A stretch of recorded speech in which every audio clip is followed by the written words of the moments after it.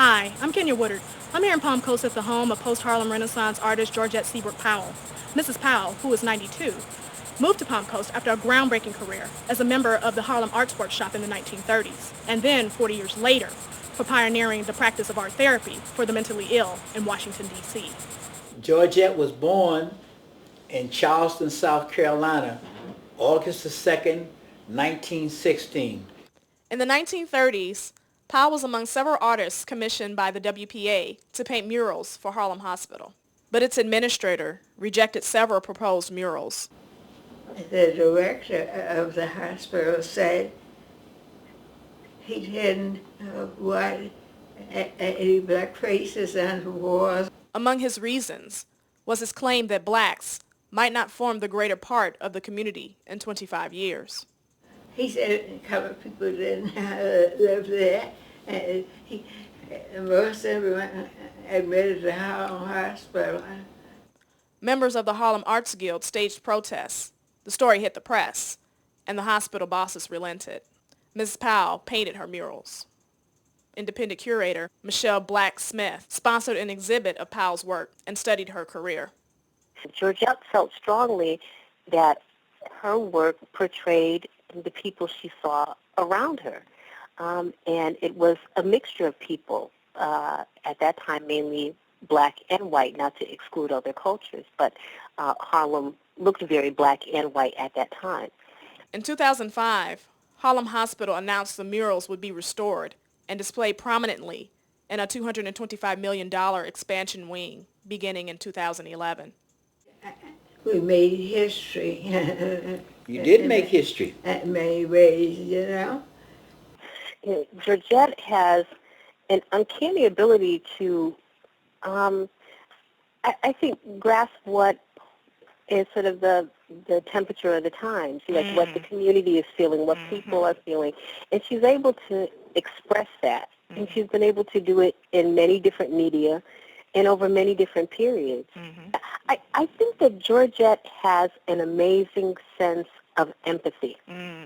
She's able to cast herself in the role of the person she represents.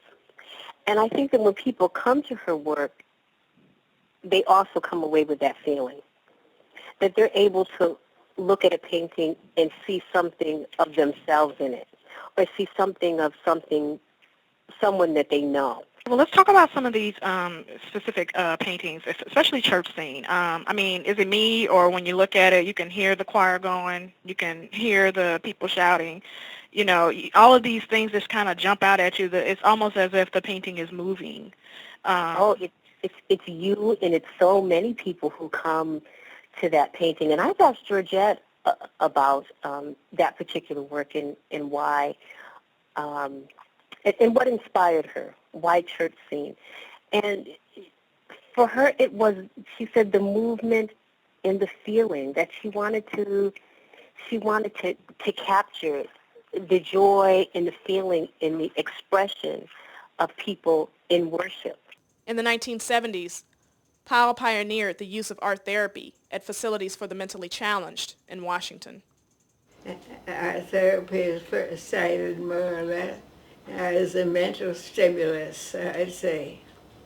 And it doesn't matter whether you have undergone mental treatment or not. I think it's an asset. She also promoted art within the African American community and created works like But for the Grace of God as a comment on homelessness. Stuff while you were in Washington, you had an opportunity to open up your own gallery, your own art studio.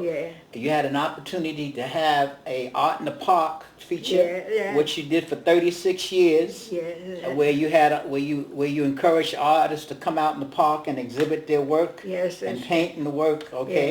So you provided opportunities for some of the younger artists. And so she becomes very, very active in the black arts movement of the 1960s and 70s. And that's a time when the Black Power movement is very strong. And the kind of people who come through Georgette's organizations, she begins in the parking lot of a grocery store in those days when stores were closed on Sundays. And she gathers the community to show art. And she gets children involved in creating art. And then she begins an art center with her youngest son, Rick, who is a musician.